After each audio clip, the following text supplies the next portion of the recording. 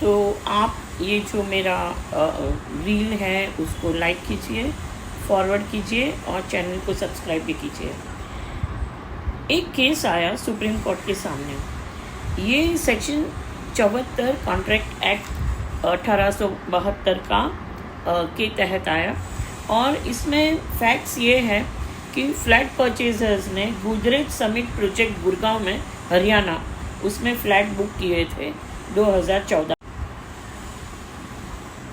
Apartment buyer agreement promoter builder और flat purchaser के बीच में एग्जीक्यूट हुआ था।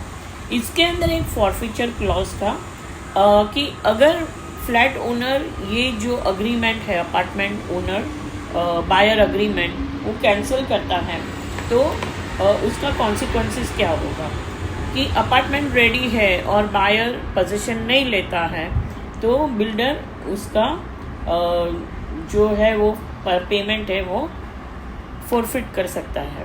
तो ये एक क्लॉज था उसके अंदर और हर एक बायर ने उस पर फॉरफीचर क्लॉज होते हुए भी साइन किया था। हुआ अभी क्या है कि ये केस जो है उसके अंदर अपार्टमेंट ओनर्स ने 51,12,310 का पेमेंट किया था और रिसेशन की वजह से वो लोगों ने अपार्टमेंट का अग्रीमेंट कैंसिल किया। अपार्टमेंट का जैसे ही अग्रीमेंट कैंसिल किया तो जो गोदरेज प्रोजेक्ट डेवलपमेंट लिमिटेड है उसने 20% of earnest money home buyers के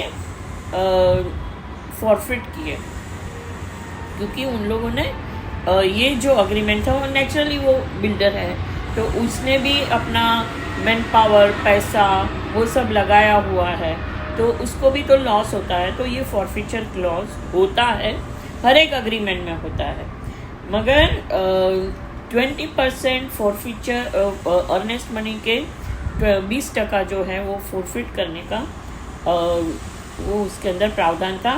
कोई भी होम बायर बुकिंग जो किया है उसका 20% दिया है वो अमाउंट फॉरफिट हो जाता है ऐसा। तो अब जब बिल्डर ने 20% फॉरफीचर क्लॉज के तहत फॉरफिट किया और बाकी के पैसे देने को रेडी हो गए तो ये जो फ्लैट बायर्स हैं वो गए कंज्यूमर फोरम में और नेशनल कंज्यूमर डिस्प्यूट रिड्रेसल ने ये कहा कि 20% का फॉरफीचर बहुत ज़्यादा है वो आप नहीं कर सकते मगर बेसिक सेल प्राइस जो है और अर्नेस्ट उसका 10% आप फॉरफिट कर सकते हो इंस्टेड ऑफ 20% और बाकी का बाकी का जो अमाउंट है उसको 6% इंटरेस्ट के साथ आप उसको रिटर्न कीजिए। बात गई सुप्रीम कोर्ट में और सुप्रीम कोर्ट ने भी ये कहा कि blanket consent is no consent. See ये जो थीम है मतलब ये जो जुरिस्प्रूडेंस है वो बहुत पुराना है आज का नहीं है। जो नेशनल कंज्यूमर फोरम थी उन्होंने भी यही कहा कि आपने एक तो ब्लैंकेट कंसेंट लिए है फ्लैट बायर्स के पास और कोई ऑप्शन नहीं है कि उसके ऊपर साइन करें और रजिस्टर करें मगर जब रिसेशन चल रहा है और वो लोग कैंसिल कर रहे हैं तो आप 20% अर्नेस्ट मनी के अगर आप फॉरफिट करोगे तो वो बहुत ज़्यादा एक्सेसिव हो जाएगा। आप बेसिक प्राइस जो है उसके ऊपर 10% डिडक्ट करो और बाकी का इंटरेस्ट के साथ वापस करो।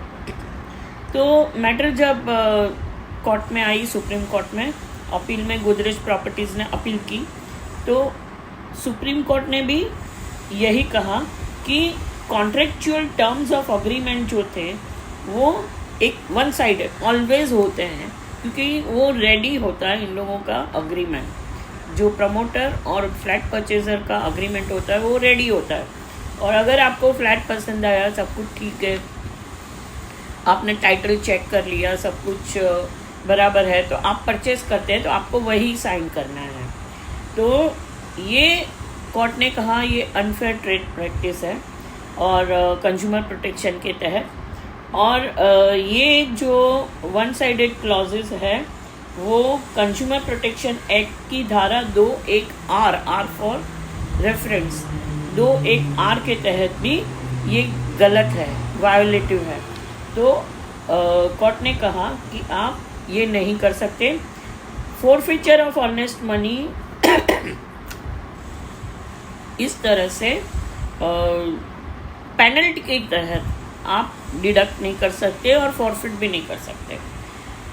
अब ये जो है वो महाराष्ट्र में मोफा है, महाराष्ट्र ओनरशिप फ्लैट्स एक्ट, उसके तहत 1986-84 में भी आई थिंक 84 और 86 कल्पिता एनक्लेव्स में भी यही था, blanket consent is no consent. और फिर मोफा में वो पर्टिकुलर जो प्रावधान है वो प्रावधान डाला भी गया था।